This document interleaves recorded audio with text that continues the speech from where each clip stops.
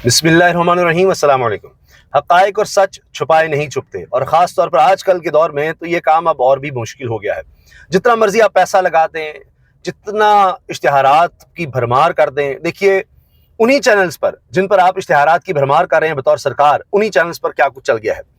अब जियो न्यूज़ पर हेडलाइन में एक बेचारा परेशान शख्स जो सैलाब में घिरा हुआ है, वो हुकूमत से शिकवा करते हुए गाली तक दे देता है। पहले कहा गया कि जी वो एक बुजुर्ग ने गाली दी थी, वो पानी में डूब रहा था, उस पर पकड़ लिया गया उसको। अब किस किस को पकड़ेंगे? और इस पर तो वो गाली है, अब मैं क्या कहूं, लेकिन जियो न्यूज़ की हेडलाइंस में वो चल गई है, क्योंकि पंजाबी में बोल रहा था तो शायद वहां न्यूज़ रूम में जो शख्स बैठा था उसको पंजाबी नहीं आती होगी, लेकिन जहां पर इश्तिहार दिए जा रहे हैं वहां पर ये चीजें चल गई हैं। इसी तरह से आप देखें, खवातीन भी सारी ड्रामेबाजी का पोल खोल रही हैं। अब हुआ क्या है, ये देखिए, चूंग में मरीम नवाज के दौरे के बाद बड़ा हंगामा हो गया। थीम पार्क के सैलाब मुतासरीन फट पड़े, इल्जाम लगाया कि हमें कमरे में कैद करके वज़ीर आला से मिलने नहीं दिया गया। यानी वो लोग जो मरीम साहबा को देखते हुए तारीफें करेंगे, नारे लगाएंगे, सिर्फ उनको इजाजत होगी, चुनकर लोगों को आगे ले जाया जाएगा। बाकी आम लोगों में खतरा होता है कि कहीं कोई ऐसी वैसी बात ना कर दे, कोई नारा ना लगा दे। यहां तक हुआ है कि नून लीगियों को, यानी उनके कारकुनों को इकट्ठा किया जाता है किसी एक जगह पर जहां पर मरीम साहबा ने आना होता है। अब ये तो अपने लोग भांडा फोड़ रहे हैं, ब्यूरोक्रेसी में से लोग उठ कर कह रहे हैं कि जी ये तो सैलाब आता है तो ब्यूरोक्रेसी की मौजें लग जाती हैं, इमरजेंसी की सूरत हाल होती है, फंड्स की भरमार हो जाती है, फिर आप मौजें करें। अब देखिए ना, मरीम साहबा ने एक और ब्लंडर ये किया कि OLX से उठाकर तस्वीर कि जी ये बड़ा ज़बरदस्त टॉयलेट है और ये मुहैया किया जा रहा है, ये बैतुल खला है, ये वॉशरूम है जो हम मुहैया कर रहे हैं लोगों को। पता लगा वो 2023 की OLX से, जो एक प्लेटफॉर्म है जहां पर चीजें बेची जाती हैं, वहां से उठाकर उसकी तस्वीर वो पोस्ट कर दी है। अब उसके बाद फिर वीडियो लानी पड़ी कि जी हमने तो ये बनाए हैं। अब उनमें कितना पैसा बनाया गया होगा, यहां ऑडिटर जनरल की रिपोर्ट आएगी, करोड़ों रुपया, अरबों रुपया सैलाब ज़दगान का उड़ा दिया गया, और उसके बाद कहेंगे जी ओ इससे क्या होता है, तो हर साल ये रिपोर्ट आ जाती है। तो मैं आपको बता रहा हूँ, ब्यूरोक्रेसी में बैठे लोग अब ये बात कर रहे हैं कि जी ये तो पैसा बनाने का काम है, अब ठेके मिलेंगे, फलां करो, ये करो, वो करो। जुल्म की इंतहा देखिए, किसान बेचारा माशी तौर पर मर गया। अब वो 3-3 हजार रुपए गंदम और आटा बोरी पर महंगा हो गया है, और उस पर आप देखिए कि लोगों का इस्तेसाल हो रहा है, मिडल मैन पैसा बना रहा है। और ये मरीम नवाज साहिबा को लगता है कि ये कह कर के जी नहीं नहीं हम ब्लैकमेल नहीं होंगे किसान के, देखिए जी ये तो हमने गंदम का कोई रेट नहीं निकालना, फलां नहीं करना, और मिडल मैन उसको फायदा दे दिया, जो दौलतमंद था उसको फायदा दे दिया, उसके वारे न्यारे हो गए, उसको फैसिलिटेट किया है कि सब्सिडी नहीं देनी।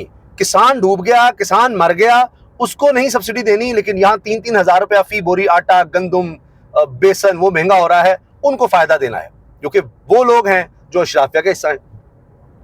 अब ये बाकायदा वीडियो, ये जो खवातीन कह रही है हमें कमरे में बंद कर दिया गया, ये तो वैसे ही जुर्म है, हब्से बेजा में रख दिया गया कि एक तो वो सैलाब में लुटे पड़े बेचारे, उनको लाकर कमरों में बंद कर दिया कि यहाँ पर मरीम साहब आई हुई हैं, तो खबरदार आप लोग बाहर निकले। ये उनकी दुहाई सुन लीजिए। अपील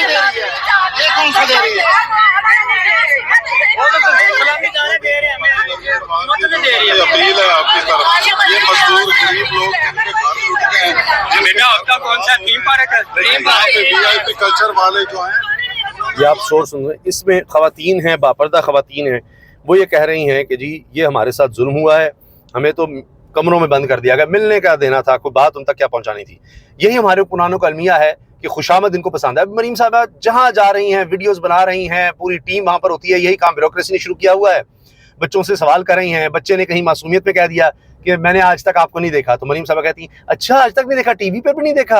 यानी जिस तरह कह रही हूँ कि मैंने तो इश्तिहारात की भरमार कर दी है, इनके अपने सेनेटर कहते हैं 45 अरब रुपया हमने दे दिया है मीडिया को, तो उसके बावजूद तुमने नहीं देखा। यानी उनका कहने का मतलब ये था, उनके जुमले ये थे कि अच्छा मुझे टीवी पर भी नहीं देखा, तो बच्चा कहता है नहीं जी मैंने आज देखा। हुक्मरान यहाँ नजर कहाँ आते हैं, मासूम बच्चा है, सही कह रहा है कि सैलाब आया है तो आप यहाँ आ गए हैं फोटो सेशन करने, अभी हमने आपको देखा है, बाकी आपका आम आवाम से क्या ताल्लुक है, क्या लेना देना? हुक्मरान अशराफिया का कोई लेना देना नहीं आवाम से। अब तो इनका अपना यह हाल हो गया है, जिस तरह बिठाए गए हैं। कामरान शायद इतनी बेइज्जती कर रहे हैं इनकी लाइव शो में कि जी शहबाज की परवाज तो इतनी नीची है कि उससे नीचे कोई नहीं जा सकता, यानी इतना कोई गिर नहीं सकता, इतना कोई लेट नहीं सकता जितना शहबाज शरीफ लेटे हुए हैं। ये है शहबाज की परवाज। ये कामरान शाहिद ने लाइव शो में ये सब बातें कही हैं। अकबर बाजवा बहुत अच्छे नौजवान सहाफ़ी, एंकर पर्सन, उन्होंने हबीब अकरम साहब और उस्मान नुमान के साथ जो वो वीलॉग करते हैं मुस्तकबिल के नाम से, उस पर यह कहा है कि अहमद खान बचर की सीट पर अली नूर नियाजी नामी साहब को टिकट दी गई है और वो टिकट किसी बड़े के कहने पर दी गई है, और बड़े से मुराद मियां नवाज शरीफ नहीं, पंजाब के सदर राना सनाउल्लाह को भी पता नहीं, जनूबी पंजाब के सदर को भी नहीं पता, ऊपर से ऑर्डर आया है इस बंदे को टिकट दे दें। ये इनकी जमात का हाल है, इनके पास कुछ भी नहीं है। वो मेरा ख्याल है किसने, असद तूर ने कहा है कि अब दुनिया में इतने पांडा ज्यादा हैं दुनिया में, उससे कम ही रह गए हैं वोटर नून लीग के, ये हाल हो गया है। अच्छा, अज़मा बुखारी साहिबा भी अब ख्वाजा आसिफ को आड़े हाथों ले रही हैं कि जी वो भारत बता रहा है, पानी का फलां कर रहा है, ये है वो है। क्या नहीं जी, भारत कोई ताउन नहीं करा। हाँ, तहरीक इंसाफ के लिए एक के बाद एक खुशखबरी ज़रूर आई है कि जो अलीमा साहिबा के साथ जो जुल्म किया गया, उनके बेटों के साथ जुल्म किया गया, झूठे मुकदमात, देखिए इससे बड़ा अब क्या सबूत होगा कि बस वो इमरान खान की कहीं ट्वीट आ गई तो अब बताना है सारे ख़ानदान को तुम बाज नहीं आ रहे, उनको पकड़ लो। अब पहले शाहरेज की ज़मानत हुई, अब शेर शाह की भी ज़मानत हो गई है और दोनों बेटों की ज़मानत हो गई है और अब दोनों की रिहाई का हुक्म आ गया है। कल शाहरेज का था, आज शेर शाह। इस पर अलीमा साहब बहुत खुश हैं, लेकिन फिर अपने भाई को याद करती हैं कि अब सिर्फ इमरान खान की अल-कादिर ट्रस्ट केस में बेल रह गई है जो इस्लामाबाद हाई कोर्ट में लगनी है। अब वो उसके इंतजार में है। शाहरेज खान और शेरशाह खान को तो मिल गया है और इमरान खान की एक बेल रह गई है और वो है अल-कादिर की जो हाई कोर्ट में लगनी है। हाई कोर्ट आपको पता है गर्मियों के लिए बंद हो गया था, इस्लामाबाद हाई कोर्ट। अब हमारा तो उम्मीद उनको ये है कि इस 26वीं तरमीम के बाद भी कहीं ना कहीं, क्योंकि इतने कमज़ोर केसेस है, कहीं ना कहीं आपको कुछ करना पड़ेगा, क्योंकि अतरमिनल्ला जैसा जज भी अब जाकर बात कर रहा है कि यहाँ पर जहाँ हाइब्रिड निज़ाम होगा वहाँ कोई आइन तो नहीं रह सकता, वो तो गैर आइनी है। जुल्फ़िकार भुट्टो के साथ भी गलत हुआ, जनरल ज़िया वर्दी में बैठकर कह रहा था कि यहाँ पर अदलिया आज़ाद है, तो वहाँ पर क्या होगा। ये अतरमिनल्ला सुप्रीम कोर्ट का सर्विंग जज जब ये बात करेगा तो आप सोचिएगा क्या हालात होंगे। इसके अलावा जी राज मैंने आपको बताया ना, खुलते हैं, हकाइक सामने आते हैं, छुपाए नहीं छुपते। एजाज सईद साहब सीनियर सहाफ़ी हैं, वो कह रहे हैं नई तरमीम लाने की तैयारी है जिसका इल्म वज़ीर कानून आज़म नज़ीर तारड़ को भी नहीं है, बाकी तो छोड़ ही दीजिए, आज़म नज़ीर तारड़ वज़ीर कानून, उनको भी नहीं पता क्या तरमीम आ रही है, कौन से लोग ज़िमनी इलेक्शन में खड़े किए जा रहे हैं, सदर पंजाब राना सनाउल्लाह को भी पता नहीं है।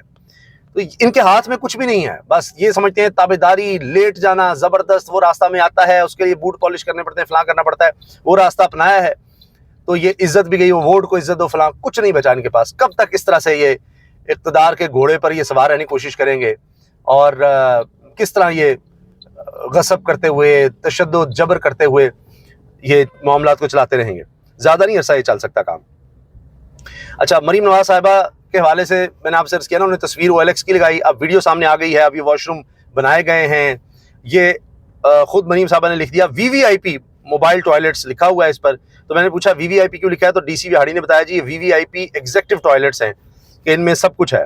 अच्छा, सब कुछ है तो जो इशराफिया है वो इस तरह के वॉशरूम इस्तेमाल कर सकती है, करती है, ज़रा उनसे पूछ लें किस तरह इनको लगाया जाएगा। ये बना दिए जाते हैं, ठेके ले लिए जाते हैं, वहाँ पर लगा कर इसका इंतज़ाम सफाई का बड़ी अच्छी बात है किया जाएगा, लेकिन वहाँ उनको क्या सहूलतें दी जा रही हैं, क्या किया जा रहा है, मैंने बता दिया, उनको जानवरों की तरह बंद किया जाता है और उसके बाद चीज़ें सामने आती हैं। ये मैं आपको जी सुनवा रहा हूँ, ये सराइकी में ये बंदा बात कर रहा है, सुनिए। डोम गई है फुलका टुक्कर खान सारे को सही कोई नहीं है, खुदा दा वास्ते हुकूमत अगे अपील है कोई साडे बारे सोचो कि हर साल थानू ये अब ये आपने देखा कि वो उसके बाद मैंने चूंकि इसीलिए दूर कर दिया माइक से ताकि वो एंड पर उसकी गाली वो ना आ जाए, लेकिन ये अब चली है और ये सबको पता है अब कि ये क्या हो गया, लोगों के क्या जज्बात हैं कि हुकूमत से खुश नहीं है, लेकिन हुकूमत दिखाएगी कि हमने कमाल कर दिया, कमाल कर दिया। हमें खुशी हुई है कि हमारे बच्चों की ज़मानत हो गई है, इनके बच्चों को इस तरह उठाना ही नहीं चाहिए था, लेकिन ये कुछ भी कर लें, इमरान खान ने कहा है कि ये चाहे मेरी सारी फैमिली को अगवा कर लें, मैं झुकूंगा नहीं। तो अब इमरान खान के दोनों भांजों की ज़मानत और उनकी रिहाई का हुक्म आ गया है। हाल ये है अमन ओमान का, मरीम साहबा कहेंगी कमाल जनाब, हर चीज़ हमने कमाल कर दी, फलां कर दिया है। तो रहीम यार खान से खबर सुनिए कि मुल्तान मोटरवे, सखर मुल्तान मोटरवे पर डाकुओं ने हमला किया है। कोई 10-12 डाकू आए थे, या ऐसे लग रहा है कि TTP वाले हैं। ये भी इतलात है 5 लोगों को इन्होंने अगवा भी कर लिया है। गाड़ियां रोक ली, उनके टायर पंक्चर कर दिए, ये दंदनाते ये लोग फिर रहे हैं। मरीम साहबा का एक और मंसूबा नाकाम हो गया है, बाइकर्स लेन मंसूबा बंद करने का कह दिया है। हादसात भी हुए, सब कुछ हुआ, इसकी बड़ी तशहीर की गई थी इसकी बाइकर लेन की, इसी तरह जाती थी जिस तरह सैलाब ज़दगान के पास जाती हैं। तो ऐसा लगता है सैलाब ज़दगान वाला सारा मामला जो है ये भी जिस तरह मैंने आपको बताया ब्यूरोक्रेसी के अपने लोग बोल रहे हैं, और खैर ये रिटायर होने के बाद ही बोलते हैं कि जी ये तो ब्यूरोक्रेसी को मिल जाता है काम कि बहुत अच्छा हुआ, ज़बरदस्त हुआ है, सैलाब आया है, अब हमें फंड्स मिलेंगे, पैसा आएगा और हम पैसे बना सकेंगे।